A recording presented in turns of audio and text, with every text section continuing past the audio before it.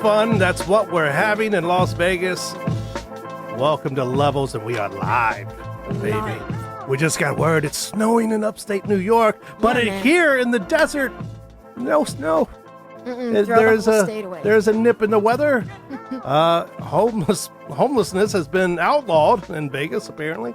We're just learning things coming down the line. And Fremont Street is a mess. So if you plan on visiting Vegas anytime soon, don't come downtown. It's a mess right now. But thank you for joining us. Welcome to Levels. I'm Jeremy Long, joined as always by the Sportnista. What up? Cassandra Cusino, what is happening? How are you? Man, feeling good not to be in these streets today. I'll get to sit down and rest my knuckles. Rest your knuckles. I'm going to collect payments. Yeah, there you go. Payments from people, and we are going to have some fun. We have Jay Chaudhry. There you go. From Break Media. Sorry, Jay, for ruining your name there.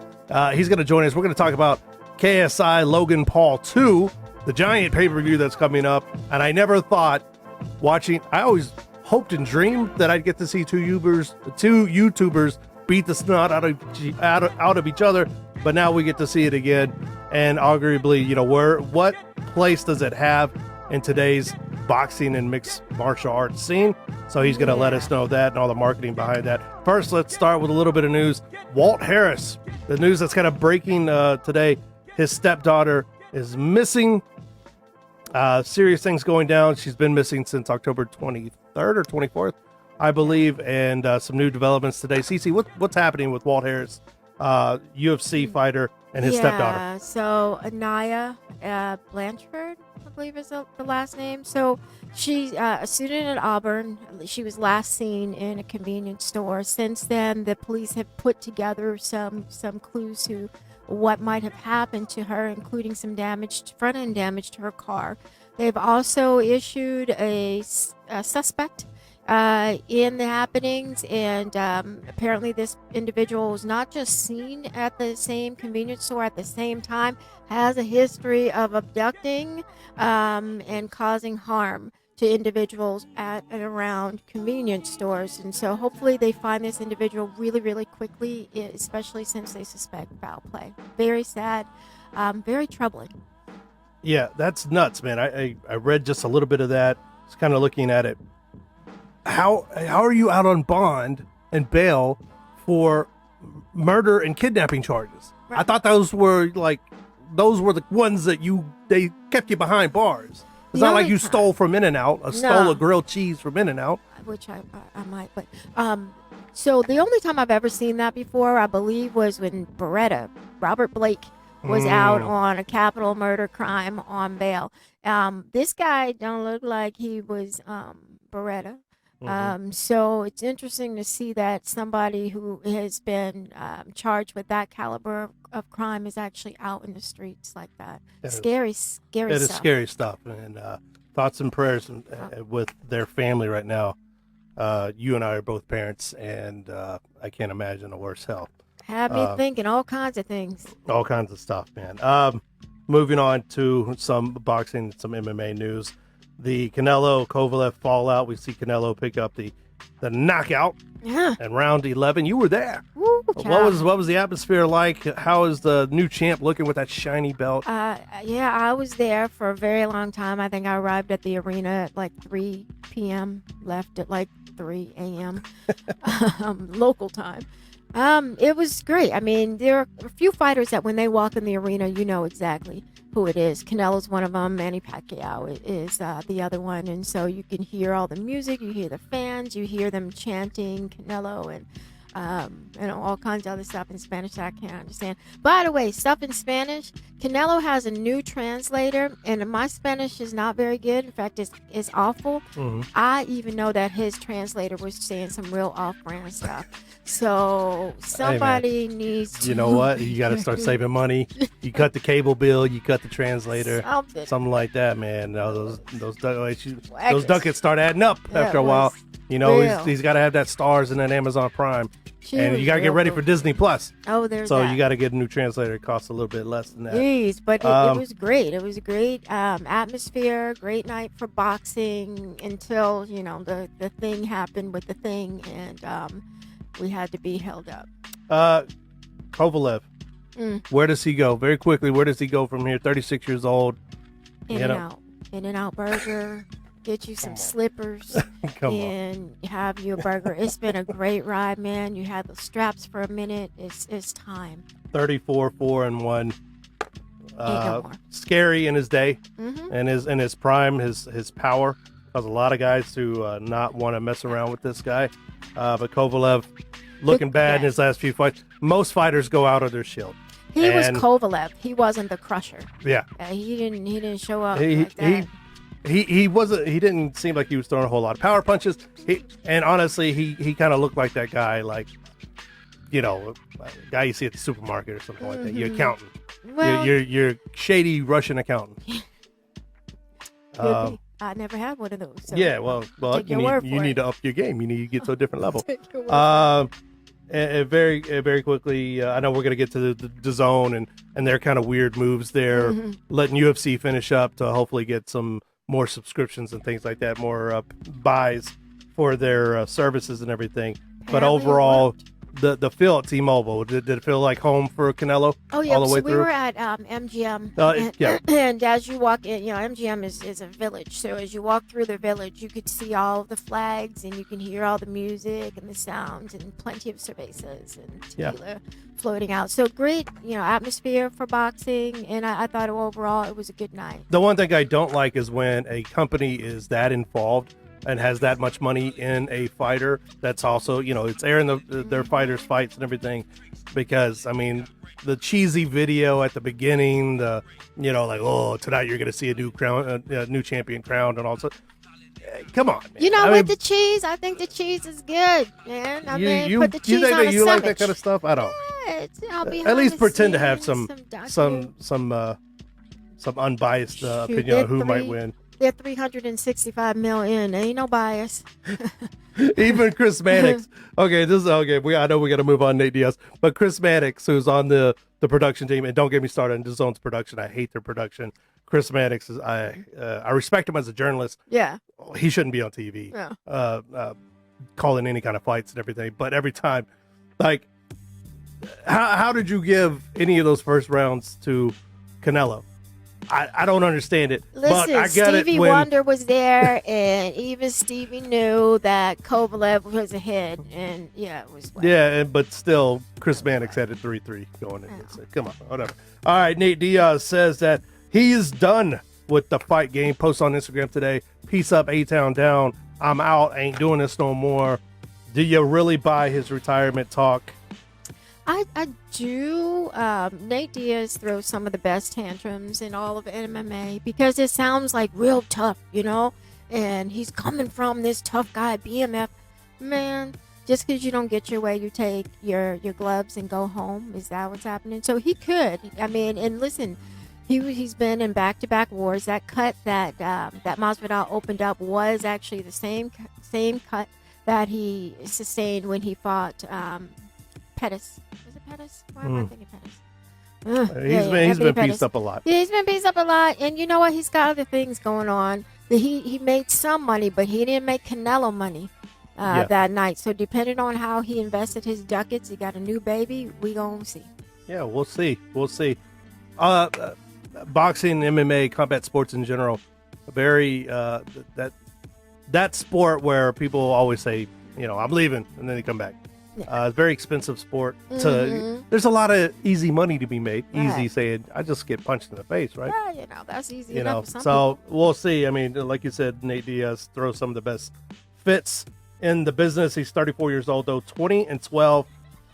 He won the Ultimate Fighter 5 and 8 Fight of the Night bonuses. Yeah, the most in UFC history. Take your gloves. The guy squabs. That's his legacy. Yeah. If there was an MMA Hall of Fame, which there should be, and there probably will be one day. Yeah, there is. There's a UFC Hall of Fame, and he should be. Yeah. He's got the resume. And if there was one away from UFC, he would honestly be in that one too. John Jones chooses Dominic Reyes over Corey Anderson to face next. Do you like this? Do you like that he chooses Dominic Reyes, or would you rather him see Corey Heavy Hands Anderson? I want to see Heavy Hands Anderson. Come on now. At light heavyweight, there's not a whole lot of competition. They were grooming some folks, so you saw Luke Rockhold was supposed to be next, and you saw Luke Rockhold is done. His jaw is still wired up. So, yeah, he's done. Yeah. But, yeah, this fight I'm not that excited about. People will watch because it's John. I think everybody's waiting for John Jones to lose. Man, they're the next one up. Jimmy Walker was another one that was being groomed. Yeah. And, ooh, that was brutal. Johnny Walker gets the hype train. Johnny Walker, Jimmy Walker, Joe Walker, don't matter. He got smashed by Corey Anderson. Standing so that TKO. train is done.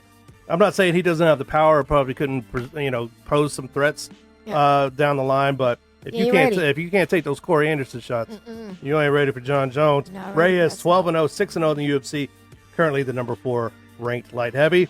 Now that's not official from the UFC. That's just who John Jones and his team picked out. Yeah, they said we want this guy. Well, he's the hardest guy to fight. He had all that kickery, that last fight. When you fight a Muay Thai black belt, you just want to sit down for a minute and pick an easier opponent. And he can, he's getting a big piece of chicken, and he can choose who's going to be on his meal plan. And some people may be upset about it. I'm not, because you can't say John Jones ducked anybody. He wrecked shop. Yeah, on his rise and his climb and getting the belt. And after he got the belt, he wrecked shop on everybody they put in front of him. So he's absolutely not ducking Corey Anderson. He just wants this guy first, and then he'll get to Corey Anderson. And it's all about who can help him sell the most pay-per-views at this point. Cormier don't want no more of this. Nah, so, who's going to help him? Fight Stipe, I'll get it there. I'll fight him. I will not. I will not. Actually, yeah, Stipe, I can see that one coming down the line. They're going to build it to a fever and everything. So we're going to take a very quick break. When we come back, we're going to hop on the line with Break Media co-founder Jay Chaudhry. We're going to talk KSI-Logan Paul 2 and why you should absolutely give your money to YouTube and us. Absolutely. Coming up in about 30 seconds. All right. We are back. Welcome back to Levels, coming to you from Gorilla Cross Studios, downtown Las Vegas. You can join in after this interview, actually. Anytime, give us a call, 702-608-3259. We talk MMA, we talk boxing, and the crazy things going on with it. And there's no crazier thing to see the rise of the YouTube fighter, and how just a couple years ago this was a joke, but now it's incredibly serious business going down here, and we're joined by Jay Chaudhry. Jay, you there? Yes, sir. How's it going? Hey, Jay, welcome to the show, man. How are you? I'm great, man. Thanks for having me. Hey, Cassandra, what's going on, girl? Hey, good to hear you, man. Good to hear you. All right, Jay, let's look at this. I mean, first, let's go back a little bit here. Let's talk about DAZN and their card and everything, and I'm sure you watched along with all of us here. Do you think they hurt their brand a little bit with the whole main card fiasco? They let UFC finish up. Oscar De La Hoya supposedly makes a call to Dana White and says, hey, you know what, I'm going to hold off my main event so that your main event finishes so other people can join us. And what do you make of all of this kind of back and forth? And we see an hour of Canelo and Kovalev going back to sleep on their respective couches, literally doing that. Yeah, it was quite the image to see that when it was live, to see Canelo on the couch and Kovalev on the couch. And, I think that entire ordeal was confusing as hell, man. Number one, DAZN should have paid a lot more attention to the fact that American boxing fans are emotionally attached to the sport. So the boxing community is already very small, and there's only a few thousand people who really drive the narrative forward. Seeing that there's already been so much beef between UFC and boxing in recent years, I think someone at head office DAZN should have made a better executive decision to either A, move the date from the beginning, or B, keep the fight the same time as it was intended and let Canelo go on when he wanted to. But there is another side to the coin. Now, as someone working in the digital and sports, particularly, I can totally understand the geeky analytical side to this, because there's obviously some tech geek at DAZN who really wanted to see how much the subscriptions would go up the roof if they swayed the time. Now, again, DAZN is pretty private with the numbers, so we can only take the word for it when they say that it made sense to do it. But even if it made sense, Jeremy, like a simple apology to the fight fans would have been enough for us to get over it.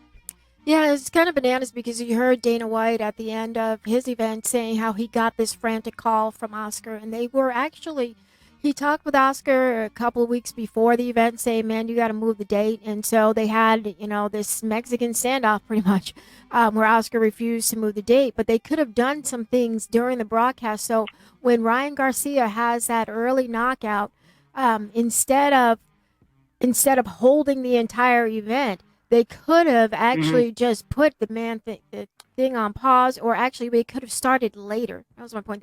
They could have started the whole card later in the night, because you just don't know how long either fight is going to happen, whether it's going to be UFC or boxing. But I think a lot of this goes back to a feud between Oscar De La Hoya and Dana White, and they had that pissing contest, and Oscar blinked. Yeah. I mean, Oscar blinked. I can't.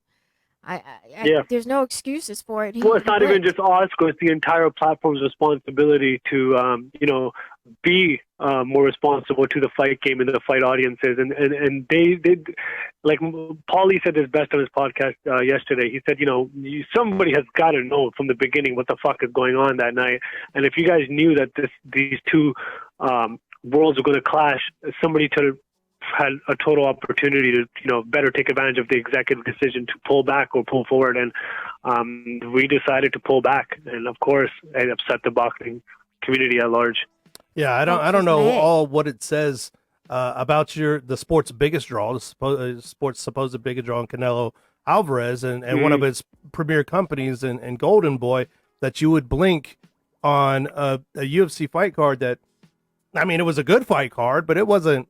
I mean, you didn't have Conor McGregor in the main event or anything. I mean, you didn't have John Jones at the main event or anything. So your top stars against not even their top stars. And I mean, I know Nate Diaz and Jorge Masvidal, had their own fans and stuff like that. But man, what does it really say about your boxing's top star if they're scared to go head to head with these guys? That actually, I don't think it was an issue of them being scared. I think it was just more an issue about a business strategy, a business call, because DAZN is still very much testing the audience. It's their first year, and I think for them it's very important to measure the tick behind the subscription. So for them, it was like, okay, we're going up against one of the biggest UFC events of the year. Let's see how much fan conversion we can kind of get out of this. And they shot themselves in the foot because they totally forgot to include the fact that boxing fans in America are very fucking touchy and sensitive. Don't do that. Right. Absolutely. So speaking of touchy and sensitive, Break Media is actually leading the charge in terms of telling fighter stories and fan acquisition. Can you tell us, what's the importance actually in 2019 and how fans are acquired specifically for fighters in sports? Well, yeah, I mean, simply put, we're living in we're going into 2020 now, and boxing has always been such an old school sport. And due to the lack of new generation taking lead and control, everything about the sport is fading amongst millennials. And I personally don't think that promoters, networks, or managers are doing shit all when it comes to putting our sport back into the forefront of American sports. I don't think our promoters, managers, or networks are doing shit all when it comes to brand awareness of our athletes outside the sport. And I believe the current state of boxing as a whole is a fucking mess. I mean, everything from the sanctioning bodies to the egotistical promoters who are going against each other to the equally egotistical fighters who are now think that they don't have to fight the fights that the fans want. It's chaos, and it's their own fault. Boxing is making decisions strictly for short-term gain, and it's one of the worst things you can do for the longevity of a business. And this is where fan acquisition, like you just mentioned, Cassandra, comes into play, because it is the key to monopolize, to create longevity in a sport, and interest and overall passion for the sport to continue living and breathing. And there's only one case study ever since Muhammad Ali and Mike Tyson in boxing where I personally saw fan acquisition work, and that was through Floyd Mayweather. Floyd became not only a superstar because of his boxing record and style, but Floyd became Floyd because he catered to his fans. And when I say fans, I actually mean his haters, because the haters were the ones who were creating content deep in the trenches where the attention actually converted, like on Instagram, Twitter, Facebook. And he built his brand against his haters. And then they continued to monopolize on that because he started using that notion that people would pay to watch him lose, right? And then this continued. But, you know, a guy like Floyd comes once an era, and that's another thing. People need to stop thinking that they're not Floyd, because you got to start building your own brand, your own talent, and showcase your own personality to attract a fan base for yourself. And there are fighters out there who actually are consciously trying to build their own brand. You did something recently with Pizza Hut in one of your clients, didn't you? Yeah, that was Money Powell, actually. So, Jeremy, check this out. Are you familiar with Money Powell? Yes. Yeah, so Money Powell, he fought twice earlier this year, right, on PBC on Fox, and both of his post-fight interviews went viral because he kept calling out Pizza Hut to sponsor him, and and no one was taking initiative, and I'm like, what the hell? Like, his promoter's not doing anything, his agent, his manager, the networks, nobody's taking advantage of this, like, open pitch. So it blew my mind, and I'm like, you have this superstar kid with a great personality, nobody's taking charge, so here we go. So I signed him up to our agency, and then within 2 weeks we collaborated with Pizza Hut and got them to sponsor him, and we created a really cool special called Money Buys Happiness, where he went into his local high school with all this fantastic pizza for lunch, and we organized all this with Pizza Hut, and now we're actually looking to expand this into a full-out 7-part travel and food series next year. Why don't more fighters do things like that? Why is there such a lack of creativity?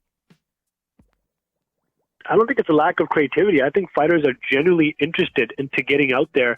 It's that there's just a lack of interest from their promoter or manager to make it happen for them, because boxing doesn't really have a sports agency that represents athletes like NFL, NBA, and NHL does. So because they don't have a sports agent, they just have a sports, or AKA boxing manager, who, no offense, isn't exactly a sports agent or educated in the field of digitization. They don't know what to tell them, so that's where we come in, and we find that every single fighter of ours, every single athlete of ours is excited to get into this world of YouTube and Instagram, TV, and TikTok content, because they know it's working.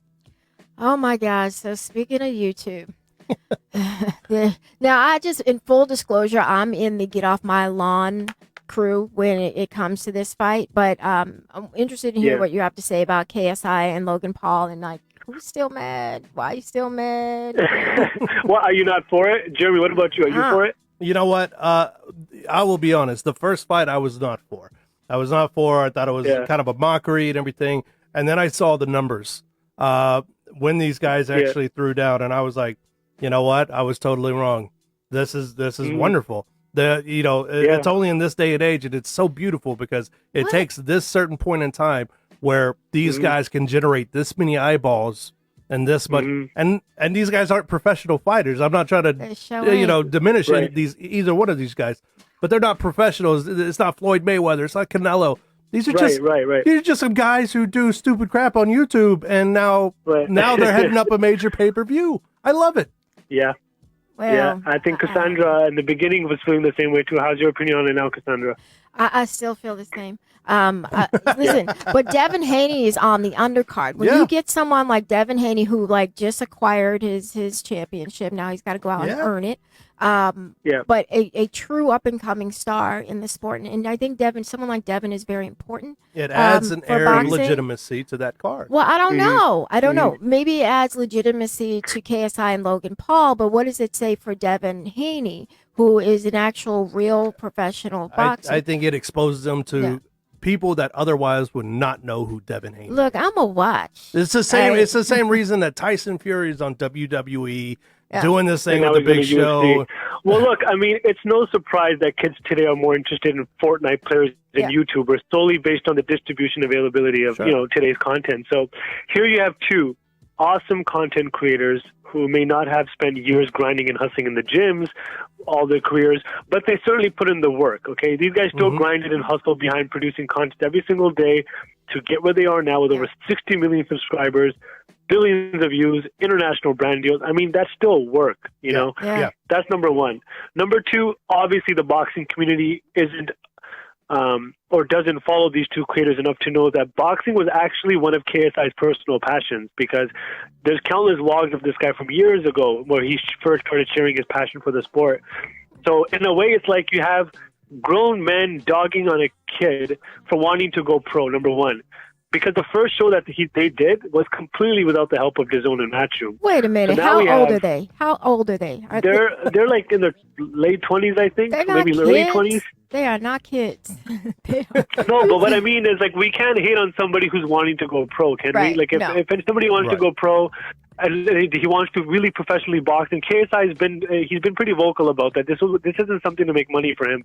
He's always wanted to box, and that's why. If anything, Logan Paul came out of nowhere and said, hey, I'd face you for the celebrity status of it all. But now even Logan's taking it seriously. So we can't really judge these guys for wanting to become professional, because they're not at all disrespecting the sport at all. Like, they've never made any comical relief out of this professional fighters. KSI's in town right now training with the Mayweathers. Yeah. He's the first fight family of boxing. He's doing it serious. And you know, kind of looking at these guys and just where they've come from. I mean, I guess what do you see might be some of the long-term effects and ripples from cards like this? Because this is the second one, but you know there's going to be more coming through. Yeah, it's a good question. And obviously the buzz around this fight is bigger than any pay-per-view since, like you said, Mayweather McGregor. And boxing finally has an opportunity to breathe a little bit now, expand our horizons. How else do we expect the sport to grow, guys? Through broadcast, which nobody's fucking watching? Is TV through radio, dying? Which nobody's listening to? I mean, is TV dying then? I mean, are you saying that we're at that kind of breaking point now where, like, hey, or do we just need to include it in the mix now and it's not just the last Coca-Cola in the desert anymore? Well, that's the thing, and it kind of intertwines into, you know, this whole, is boxing dying or is TV dying? And you know, it's all about the current state of communication. Like it or not, YouTube and digital content is the way that the future is headed, because these kids are so emotionally attached to these apps, like we once were through radio, TV, and newspapers from back in the day. And just like Jeremy just mentioned, like Devin Haney, for example, is fighting on the undercard. Like, he's going to be more well-known than Errol Spence, Terence Crawford, Lomachenko combined after November 9th, simply because there's going to be so much more mass awareness around his brand. Yeah, good point. Yeah, absolutely, man. And then now is TV. Yeah, go ahead. Oh no, I was going to say, you know, I always enjoy the talk about TV dying, because people have said ever since the internet came out, oh, TV's going to be dead. Just like they said radio was going to be dead when TV came out, and so on and so forth and everything. It just, the pie shape just gets different. That's all it is. Yeah, and for these sports like this, boxing is always going to have a certain stigma about it. MMA is always going to have a certain stigma about it. But you got to go and meet people where they are. Yeah. If they're not buying pay-per-views on TV, and they're more comfortable now, more than ever, any period of time, and YouTube can handle it now, and they're more comfortable buying pay-per-views on YouTube, then why not offer it to them on YouTube? Let's go, serve it up. I mean, Steven Espinoza has actually been talking about the data that he's acquired about reaching out to young people when it comes to boxing. Jay, have you taken a look at that at all? Yeah, I did. Let's talk about that. So Steven Espinoza, he recently shared some thoughts on data that made some rounds on Twitter, and I want to take a stab at the rebuttal here. So traditional metrics, or as they say, reporting versus black and white quantifiable data that's on the back end are very different things. The attribution models in the digital and web landscapes are the kinds you can actually measure, trace back, and see the entire pipeline from bottom up. This system that I'm talking about is way more explosive and desirable for the new age advertiser. What Steven Espinoza was talking about in the article was Nielsen ratings. Nielsen, by no means, is a quantifiable database. It's not. It's installed in less than 30,000 homes across America, for one, and those users are straight up not enough of a cesspool to be dictating today's viewership. Today's viewership can be traced, altered, directed, distributed, and this is exactly where the future of advertising is headed. And this is exactly the pool where DAZN is playing in, guys. So check this out.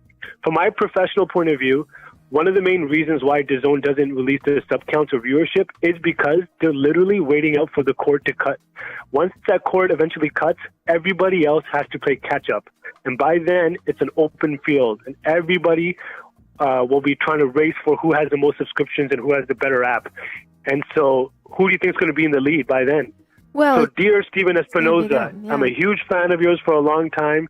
You've done some amazing things for the sport, but clearly technology and giving fight fans premium boxing content isn't part of Showtime's strategy to stay ahead. I'm sorry, but that's where you're going to lose. Yeah, you have to be able to attract a new audience. So when you talk about the Nielsen ratings, how that literally works is they mail you something to your house, and you actually like track it on a piece of paper. You mail it back. You install these boxes on your television. What generation does that sound like? That sounds like boomer and above, doesn't it? Right. Like it does not There's sound like. no 14, there's no 14, 17, 18, 19-year-old who's fucking with a Nielsen box at home. I'm sorry, there's not. Quantifiable data for the younger audiences is only measured through the current state of communication, which is mobile apps and obviously digital conversion. There's no 14-year-old watching TV at home. I'm sorry. There just isn't. Right. Well, I mean, they are, but that's because they're at their mama and daddy's house. But when they go someplace else and they're watching things, because I see it all day, there are young people watching things on their phones. And that's where the future is at. Right And there. that's where the future is at. Yep, on That's their it. phone. So, do you think DAZN holding the main event, like, was that a pimp holding up the main event? Considering kind of the future of the sport in that respect, was it a pimp move or did they get played? No, I mean, DAZN right now, what they're doing, look, they've already shown massive success in every other sports genre on their app. That's why they're the That's number true. one most downloaded app in the world. Boxing is a new genre for them for sure. Yeah, they're going to make a lot of mistakes because they don't really understand the boxing community here in the States. And, you know, Bob Arum said that best too about Eddie Hearn. He said, you don't know fuck all about American boxing fans. He made a joke out of it. That was a But then, quote. in a way, and in a way, it's true, you know, because maybe perhaps, you know, DAZN is coming into a brand new playing field, but do they have this track record to prove that the app can be a success? Yes, they can. And they've proved this over and over again in other sports. This is just another sport to tackle for them. It's going to take them some time to get used to, but they're definitely headed in the direction that's going to work because technology is moving forward, not backwards. Right. Nobody's going to say, stop using apps, let's go watch TV again. That's not going to happen. So eventually everybody's going to have to play catch up. And this is why I really do feel, guys, that everybody's going to be playing on an equal playing field very soon, and then that's when DAZN's going to be like, now we're going to show you our numbers. Now follow up Fox. Now follow up ESPN. Now follow us Showtime. Right. And then that's where the real competition starts. But that's where it gets really interesting for boxing because now the money isn't going to be the exact same money that they were used to from before because advertisers are going to start cutting their funnel too. Yeah. So everything is going to change. And it's going to be really interesting to see how it plays out. Yeah, I'm going to be watching. So speaking of watching, what you got coming up next? Where can we find you and your stuff?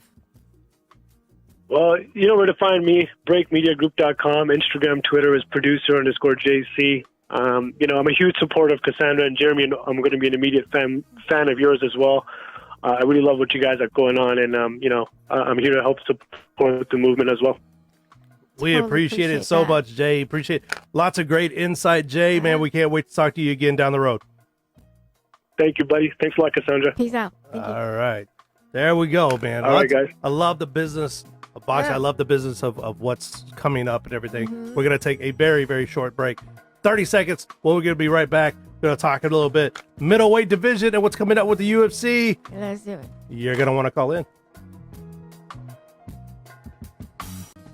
Welcome back to Levels. Coming to you live from Gorilla Cross Studios, downtown Las Vegas, doing our thing. You just heard Jake Chaudhry. I always want to call him Caudry. Sorry about that, Jay. Probably A not great guest, man. A lot of great insight. Point me to the lie that he said. I mean, the numbers are there. The people are there. You offer it up to them. They determine. The market always determines how everything plays out. And there you go. So people buying KSI. He wasn't Logan Paul slanging too. no doo-doo. No. This was real stuff. No. So talking about Canelo, talking about boxing, staying with that very quickly. It got me thinking about the best middleweights of all time. Got me thinking about who should be on this, or who currently is on the Mount Rushmore of middleweights. Is Canelo there yet? Number one, is Canelo there yet for you with this light heavyweight victory? No, he's not there yet. He's making. I think that this win was actually him making the statement that people need to be talking about him being part of the Mount Rushmore. But so he gets an honorable mention. He doesn't even get an honorable mention. Like he's like at the little kids table, and they're talking about him at the grown-ups table. One day you're gonna be at the grown-ups table. Then one day with this Popeye's chicken sandwich and these dry biscuits. Right. Well, Popeye's biscuits good. So who's on your Mount Rushmore? Well, I mean, obviously, here's the thing. I struggle with Sugar Ray Robinson being number one on the list because I was looking at fighters who have spent their entire career or most of their career at middleweight. He didn't. But you look at the man's record, how could he not be number one on the mountain? Sugar Ray Robinson. I think the original Sugar Ray too. Yeah, the original. The original he gets points for that too. He gets points for being the original. That's a great name. I love you guys starting to put a Shane Mosley, Sugar Ray Robinson, Sugar Ray Leonard. Lots of sugar in there. Sugar Ray Robinson, 174-19 with 109 KOs. The original, boxer. The guy just fought. Anyone who wants to fight, he would look down the hallway. Who's down there? Who's down there? Anyway. All right, let's go fight. Drag him out for a long time. Of course, again, like I said earlier, fighters, boxers, they always most of the time go out on their shield. A lot of these losses Sugar Ray Robinson had were later, of course, in his career and everything. But 109 KOs. Yeah, I knocked up 109 fools, and I tell you right now, I knocked these guys out. Some of them twice. I could have knocked down 109 bowling pins. So Sugar Ray Robinson has got to be on there. What do you think about Roy Jones Jr., Marvin Hagler, or Hagler, depending on which part of the country? I don't have any problem with them, and I don't have a problem with B-Hop. Here's the controversy for me is that Roberto Duran has to be replaced on the list by Carlos Monzon. Carlos Monzon replacing. Yeah, he would replace it. So the list I wrote out was Sugar Ray Robinson, Roy Jones Jr., Marvin Hagler, B-Hop, Bernard Hopkins, Roberto Duran. And then I left off some notables. Sugar Ray Leonard, Carlos Monzon, Dick Tiger, Jake LaMotta, Raging Bull, Tommy Hearns. He had a movie, so technically that, his history is archived. We're not going to put you on the mountain, though. So you can have the mountain. Honestly, of all of these on here, Roberto Duran kind of stands out to me, too. Had if you some replace memorable ones. If you replace them, or even... just Roberto Duran. I look at somebody like Carlos Monzon, the Argentinian, and very troubled guy, very volatile, violent guy. He passed in 95, I believe, while he was out on work release. Crashed the car and unfortunately passed away due to injuries, but really had some problems outside the ring. But in the ring, 87, 3-9. And I believe his first fight was a second round knockout and really didn't look back after that. Yeah. And I think this is a guy who was in on the wave of crossover fighters in terms of Spanish speaking fighters. He was from Argentina. And just before the major TV cards were showing up, this is when the fights were on network TV. Right. I used to listen to fights on the radio with my granddaddy. This was well after him, but so he was just before I think the big marketing pushes showed up. But in terms of going on the Mount Rushmore and his style and what he was able to do, I would put him there over somebody named Roberto Duran, but I will seriously fight you if Roy Jones or Hagler have to come off that list. Yeah, I agree. Two guys right there that in their prime. Who wanted to fight? And B-Hop? I mean, and how many divisions did they fight in, too? Yeah.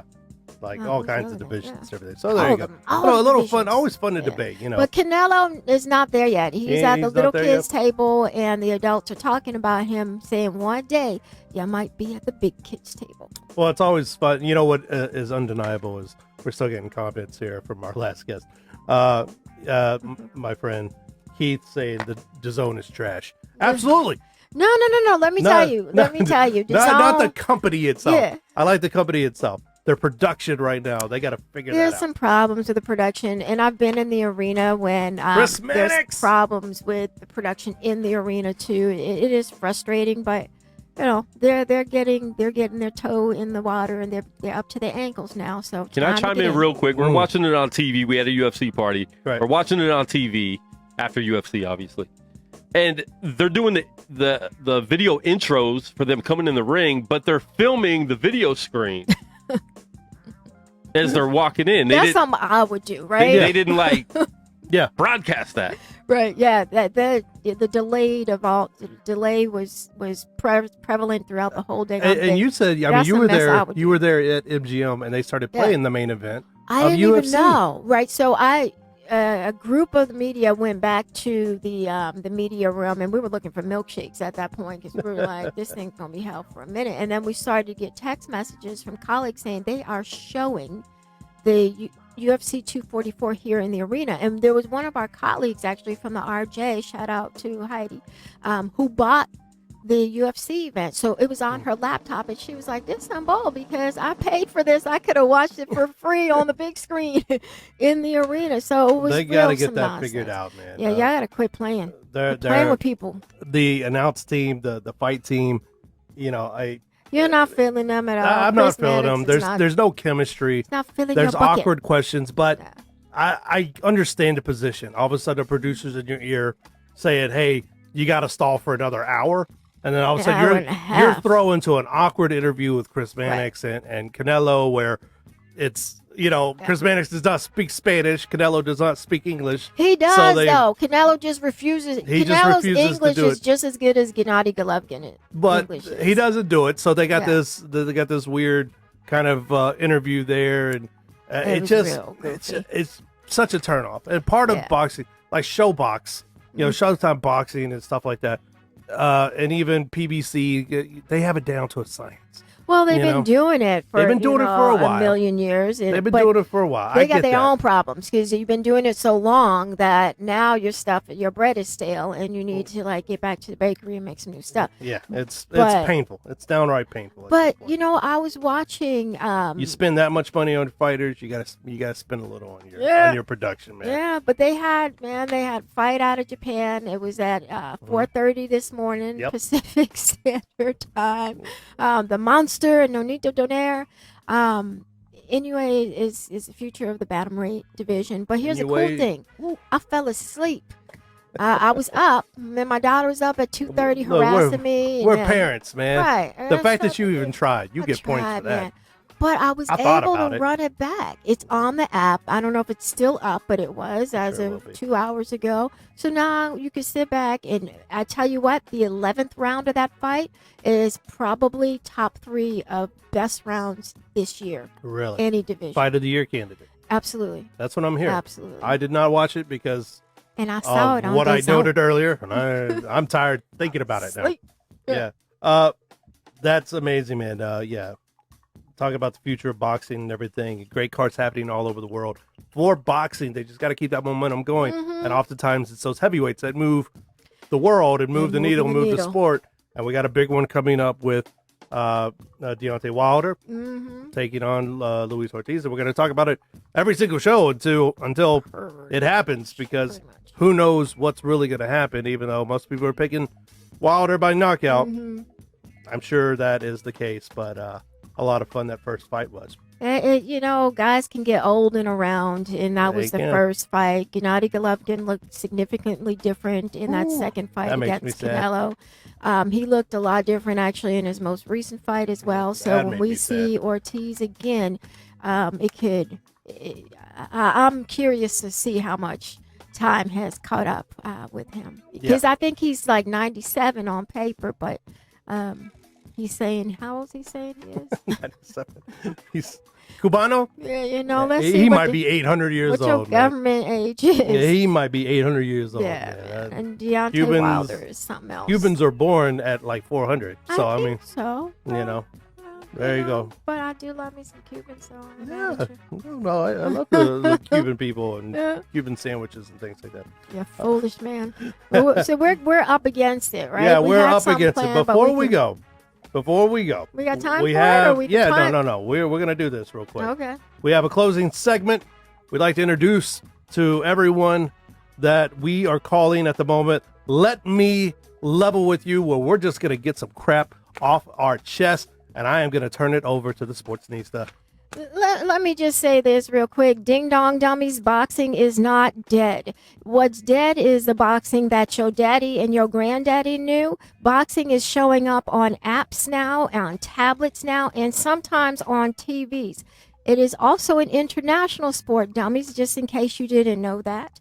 There are fighters like the Klitschko's and Manny Pacquiao who are selling out whole countries, not just stadiums. Secondly, the heavyweights are back, my friend. We just talked about Wilder and Ortiz, and when the heavyweight needle moves, the whole boxing needle moves. There's a stable of young fighters, namely Shakur. Loma ain't that young no more, but he's still moving the needle for boxing. Canelo is still around, going to be jumping around some divisions. Network TV might have to do things a little bit differently, but PBC on Fox still presenting the sport to American fight fans. And finally, innovation. What we have to understand is, ding dong dummy, boxing's not dead, and stop fighting between UFC and MMA and boxing, because guess what? Gang. We all in the same family, fool. I like it. I like it. Well, you know what? I will save mine for another time, since we've already been on here for about as long as Luis Ortiz has been alive. It's about 800 years now. So I'll save that for next show. But you can find us each and every Thursday right here, Gorilla Cross Studios. Right. Doing our thing. CC, the Sportnista. Thank you to our guest, Jay Chaudhry, for joining us from Break Media Group Agency. Doing their thing in sports marketing. And for all of you who played along and watched on the live stream, and catch us later on Spotify, iTunes, YouTube, all those wonderful places. For Quan 59, I'm Jeremy Long. We'll see you next week.